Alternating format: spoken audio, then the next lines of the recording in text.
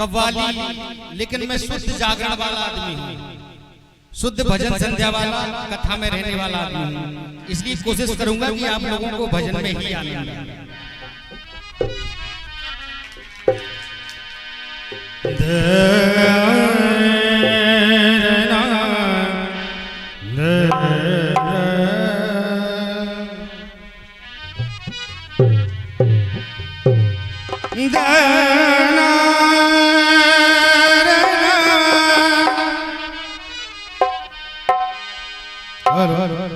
थोड़ा सा और आवाज बढ़ेगी भैया, थोड़ा सा बढ़ाओ।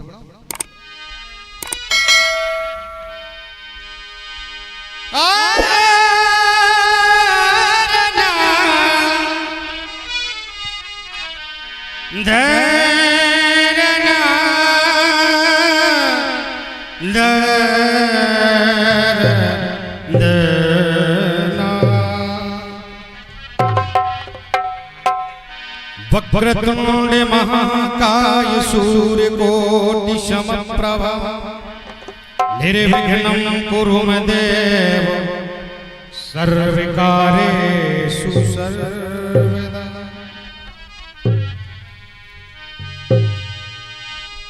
प्रथम गुरुवेदिना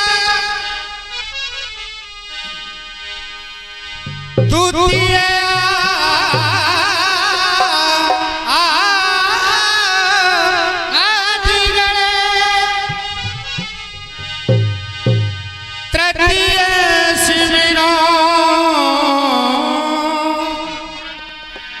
शारदा मेरे कारज करो हमें।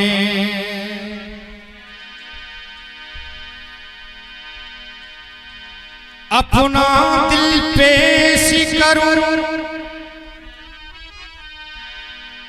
या अपनी अदा पेश करूं। अपना दिल पेश करूं या अपनी कोई अदा पेश करूं, कुछ समझ में नहीं आ रहा मैं तुम्हें क्या पेश करूं।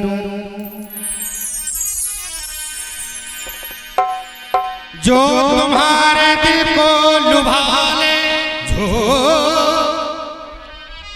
जो तुम्हारे दिल को लुभा ले, वो अदा मुझ में नहीं। जो तुम्हारे दिल को लुभा ले, वो अदा मुझ में नहीं, तो क्यों ना तुम्हारी कोई अदा तुम्हें पेश करो। तो पहले एक भजन, इसके बाद आप लोगों की जो फरमाइश है कि भगवान की बधाई, फिर भगवान की बधाई।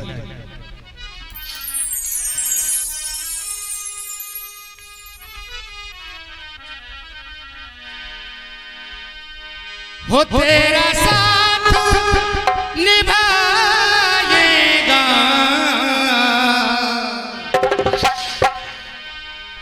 तेरा साथ निभाएगा, विश्वास जरूरी है।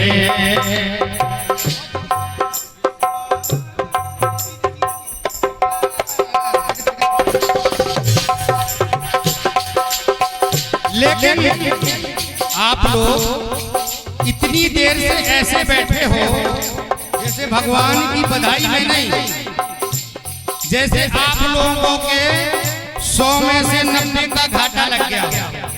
क्यों? बड़े इमोशनल बैठे हो, ना शोर शराबा कर रहे हो, ना कुछ कर रहे हो। अगर घाटा लग भी गया होगा मेरे भाई बहन, तो बांके बिहारी के दरबार में पूरा हो जाएगा। लेकिन ऐसे नहीं, कुछ करना पड़ेगा। क्या करना पड़ेगा? अगर भगवान ने सुंदर सुंदर हाथ दिए हो तो दोनों हाथ से ताली की सेवा करनी पड़ेगी। इसलिए जिसको भगवान ने हाथ दिए हैं वो जरा हाथ ऊपर करे, हाथ दिखा दे। किनके किनके हाथ हैं? सबके हैं ना? तो हाथ ऊपर करके तालियों की सेवा करते हैं। तेरी बिगड़ी बनाएगा, तेरी बिगड़ी बनाएगा, विश्वास जरूरी है, विश्वास जरूरी है। भगवान कब बिगड़ी बनाएगा? जब भगवान के लिए आप भी कुछ करोगे, जब भगवान के लिए आप भी कुछ करोगे तब वो बिगड़ी बनाएगा। इसलिए कुछ ना कुछ तो करना पड़ेगा। किसी ने कहा है कि कभी खुशी कभी गम होता है, कभी खुशी कभी गम होता है, और तालियां वही बजाता है जिनके हाथों में क्या बात है। लेकिन ऐसे नहीं, ऐसे हाथ पता किसके होते हैं? कछुए के होते हैं ऐसे हाथ। और हम हैं इंसान, इसलिए हाथ हमारे पूरे ऊपर होने चाहिए। इसलिए भगवान ने जिनके हाथ दिए वो ताली की सेवा करते रहे। बड़े सुंदर हाथ दिए हैं मेरे भाई बहन। अगर यही हाथ टूट जाए तो पता नहीं कितने पैसे लगते हैं कि नहीं। कितनी सुंदर आंखें दी हैं भगवान को निहारने के लिए। लेकिन अब ये जो मोबाइल चल गया है इसमें भगवान को नहीं निहारते हैं, पता नहीं क्या क्या निहारते हैं। नहीं मेरे भाई बहन, अगर भगवान ने जन्म दिया है, इस पावन भूमि पर आए हो, तो कभी वृंदावन में जाकर देखना क्या भक्ति है वृंदावन की। वहां पर विदेश के लोग आते हैं और भारतीय संस्कृति को अपनाते हैं। भारतीय संस्कृति इतना कुछ तो होगा मेरी भारतीय संस्कृति में, जो विदेशों के लोग आकर इस भारतीय संस्कृति को अपनाते हैं। चोटी लगाते हैं, तिलक लगाते हैं, धोती कुर्ता पहनते हैं। ये है हमारी भारतीय संस्कृति। और हम लोग विदेशों की संस्कृति में विलुप्त होते जा रहे हैं। खाने में फैशन, पहनने में फैशन, जहां देखो मेरे भाई बहन फैशन ही फैशन। इस फैशन ने ही भारत को बर्बाद किया। इसलिए किसी ने कहा है कि चंदन क्यों लगाना चाहिए, चंदन चोटी क्यों रखना चाहिए। ये कोई पंडित लोग नहीं करते, ये हम हिंदू लोग हैं। हम सब चोटी रखा सकते हैं, सब तिलक लगा सकते हैं, सब चंदन लगा सकते हैं, धोती कुर्ता पहन सकते हैं। हम अगर हिंदू हैं तो ये कोई ब्राह्मणों का काम नहीं है, ये कोई पंडितों का काम नहीं है। इसलिए वो चंदन में एक बात और बताता, चंदन में गुण बताया है। क्या गुण है उसमें? चंदन में गुण क्या है? जब हम चंदन लगाते हैं तो एक हमारी बीच से सुषुम्ना नाम की नाड़ी है, जो चंदन की ठंडकता को सोकर पूरे ब्रह्मांड में ले जाती है और पूरे ब्रह्मांड को तरोताजा कर देती है। इसलिए चंदन लगाया जाता है। और माताओं को बीच से मांग भरना लिखा है भारतीय संस्कृति में। लेकिन अब फैशन अपने क्षेत्र में तो हम देखते हैं कि माताएं बीच से मांग भरती हैं, लेकिन हम जब राजस्थान, छत्तीसगढ़, बिहार, पंजाब, बंबई जब वहां जाते हैं तो वहां की माताएं एक मैया बगल से मांग भरी थी, बगल से। मैंने कहा माता जी मांग तो बीच से भरी जाती है, आप बगल से भरे हो। अरे बोले भैया नैंग कहीं से भर लो, तो मैंने कहा पीछे से भर लो, नैंग तो है नहीं मेरे भाई बहन। यही भारतीय संस्कृति है। जिस दिन से भी सच्चे मन से इसका हो जाएगा, जिस दिन भी तू सच्चे मन से इसका हो जाएगा, उस दिन से तू हर पल इसको अपने संग पाएगा, उस दिन से तू हर पल इसको अपने संग पाएगा। भगवान ने कहा इस भजन के भाव, जिस दिन से तू सच्चे मन से इसका हो जाएगा, उस दिन से तू हर पल इसको अपने संग पाएगा। आजकल हम भगवान को मानते नहीं हैं। कितना मानते हैं पता है? इतना मानते हैं कि भगवान ये रहा 2 रुपए की मेरी अगरबत्ती और ये रहा एक नारियल, तो हम फोड़ेंगे कब? जब मेरे बच्चे की नौकरी लगा दोगे तब, पहले नहीं। 2 की अगरबत्ती कब लगाएंगे? जब मेरे बच्चे की नौकरी लगवा दोगे तब। भगवान पागल नहीं है, भगवान पागल नहीं है। तुम्हारे जैसे हजार लोग लाइन में लगे हैं और इस भजन पर प्रसन्न होकर परम आदरणीय परम सम्माननीय हमारे धर्मपाल पाल जी जो दे रहे हैं प्रसन्न तौर से बहुत बहुत धन्यवाद है। इस भाव को समझने की कोशिश की है। हमारी पाल समाज में कई जगह, एक बमरोली है गांव मोहदाद बमरोली गांव, वहां पे अपनी पाल समाज है। हर वर्ष मुझे बुलाया जाता है उधर। कब? शिवरात्रि पर, तो वहां पर प्रोग्राम होता है। बड़े पढ़े लिखे पाल समाज है वहां पर, अच्छे लोग हैं, हर वर्ष बुलाते हैं। लेकिन कुछ तरक्कियां हो रही हैं और तरक्की करनी ही चाहिए। इसलिए क्या ज्यादा ना समय लूंगा, आप लोग कहेंगे कि बोर तो नहीं हो रहे। ओ जिस दिन से तू सच्चे मन से सिका हो जाएगा, जिस दिन से तू हर पल इसके अपने मन पाएगा, ओ जिस दिन से तू सच्चे मन से अपना हो जाएगा, उस दिन से तू हर पल इसको अपने संग पाएगा। और ये कुछ मुद्राएं हमारे परमादरणीय परम सम्माननीय भरत पाल अनघोरा 51 कुछ मुद्राएं प्रस्तुत कर रहे हैं। धन्यवाद है। और हमारे परम सम्माननीय आदरणीय मित्र भी हैं, सखा भी हैं और वो इस पाल समाज से बहुत अच्छी तरह से जुड़े रहते हैं। इनको यहाँ नहीं बल्कि जितने पाल समाज के 2-4 जिले हैं इनको वहाँ पहचाना जाता है। क्योंकि जब मैं वहाँ जाता हूँ तब वो बोलते हैं कि भैया हम आप वहाँ के नदने के बोल को जानते हो मुझे इस पाल को? मैंने कहा हाँ जानता हूँ, मेरा मित्र है। तो ऐसे बहुत बहुत धन्यवाद है इनको जो अपना बहुमूल्य समय निकाल कर दे रहे हैं। 51 कुछ मुद्राएं समर्पित कर रहे हैं। धन्यवाद साधु। ओ जिस दिन से तू हर पल इसको अपने संग पाएगा, उस दिन से तू हर पल इसको अपने संग पाएगा, तो तेरे संग संग चलेगा ये, तेरे संग संग चलेगा ये, विश्वास जरूरी है, ओ विश्वास जरूरी है, ओ विश्वास जरूरी है। और आजकल लोग कहते हैं भजन बुढ़ापे का है। मैं कह रहा हूं किसी संत ने कहा है कि जवानी में भजन करना जरूरी है,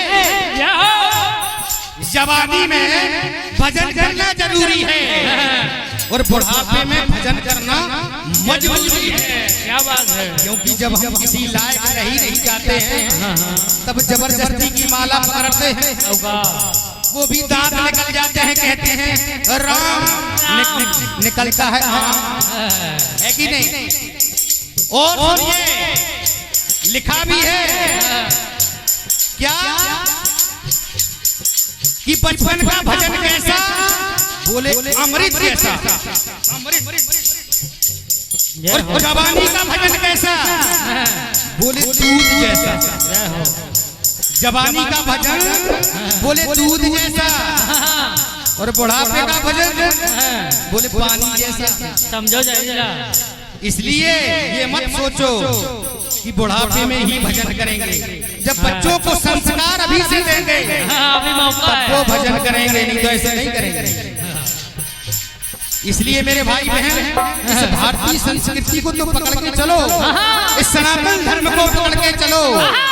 अगर इस हिंदुत्व को बढ़ाना है तो बच्चों को संस्कार भी देना है, ये मोबाइल नहीं देना। ये मोबाइल पता है आजकल के बच्चे फेसबुक को अपनी माँ समझ रहे हैं, मम्मी, व्हाट्सएप को पापा। ये हो डैडी। कह रहे ना सही है, सही कह रहा हूँ ना मंचला जी? बिल्कुल सही, बिल्कुल सही। मेरे भाई बहन से काम नहीं चलेगा ना, ऐसे नहीं चलेगा। क्योंकि क्या जरूरत है, जो लोग अपने बेटों बेटियों को दे देते हैं ये मोबाइल, जरूरत नहीं है। और ये भी कहना चाहूंगा इस मंच के माध्यम से, पहनने में भी आप जो पहनाव पहनाते हैं ये गलत पहनाव पहनाते हैं, गलत है ये। आप खुद समझदार हैं। और जब घटना घट जाती है तो कहते हैं ये हो गया वो हो गया। जय हो। इसलिए संस्कार सबसे बड़ी चीज है। बहुत जरूरी है संस्कार। दूसरा क्या क्या? अरे हो के मगन तू जब भी इसके भजनों को गाएगा, हो के मगन तू जब उनके भजन गाएगा, हो के मगन तू जब भी इसके भजनों को गाएगा, हो के मगन तू जब भी उनके भजनों को गाएगा। लोग कहते हैं क्या? कहते हैं कि भजन करने, हम भगवान का भजन, अपने पड़ोसियों, इतने खराब पड़ोसी हैं कि उन पड़ोसियों के मारे हम भजन नहीं कर पाते, पोता पोतियों के मारे भजन नहीं कर पाते हैं। इतना झूठ बोलते हो मेरे भाई भाई। जरा इसका उदाहरण दे दूं, चलिए लंका में देखिए जाके। लंका में एक ऐसे भीषण जी हैं जहां चौतरफा राक्षस ही राक्षस हैं और रावण का सख्त आदेश है, लंकेश का सख्त आदेश है कि जो राम का नाम लेगा उसको मृत्यु दंड दिया जाएगा। फिर भी भीषण जी भगवान राम का नाम ले रहे हैं। अभी ऐसा समय यहाँ तो नहीं आया है जो आप लोग कह देते हैं कि पोता पोतियों के मारे भजन नहीं कर पाते। अरे 24 घंटे ना सही, 12 घंटे ना सही, 15 मिनट तो भगवान के लिए दो। और एक बात और, भीषण जी साफ साफ अपनी कुटिया पर लिखे हैं राम। किसी मंत्री ने बताया कि प्रभु लंकेश को, रावण को बताया कि आप दुनिया को रोकते हैं, पूरी लंका के नगर वासियों को रोकते हैं कि भगवान राम का नाम नहीं लेना है, और आपका भाई राम नाम साफ साफ लिखे है। बोले बुलाया जाए विभीषण को। बुलाया जाए। विभीषण को बुलाया गया। क्यों विभीषण, तुम मेरे दुश्मन का नाम लिखे हो? बोले भैया किसने कहा? बोले किसने कहा? ऐसी हमें खबर मिली है कि आप राम नाम लिखे हो। बोले भैया जिसने कहा वो गलत कहा, उनको पता नहीं मैं क्या लिखे हैं। बोले क्या लिखे हो? क्या? बोले मैं अपने भैया और भाभी का नाम लिखे हूँ। बोले कैसे? बोले रा से रावण और माँ से मंदोदरी। इसलिए बोले कहो तो मिटा दूं। बोले नहीं, लिखा रहने दो। तो ऐसे भजन किया है, बुद्धि का प्रयोग किया है। इसलिए क्या? अरे हो के मगन तू जब भी इसके भजनों को गाएगा, हो के मगन तू जब भी हो के मगन तू जब भी इसके भजनों को गाएगा, हो के मगन तू जब भी इसके भजनों को गाएगा। कर है भरोसा पक्का तेरे सामने वो आएगा। कर है भरोसा पक्का तेरे सामने वो आएगा। फिर ने प्यास नैनों की बुझाएगा, प्यास नैनों की बुझाएगा। पर प्यास जरूरी है, पर प्यास जरूरी है, प्यास जरूरी है, पर प्यास जरूरी है, ओ पर प्यास जरूरी है।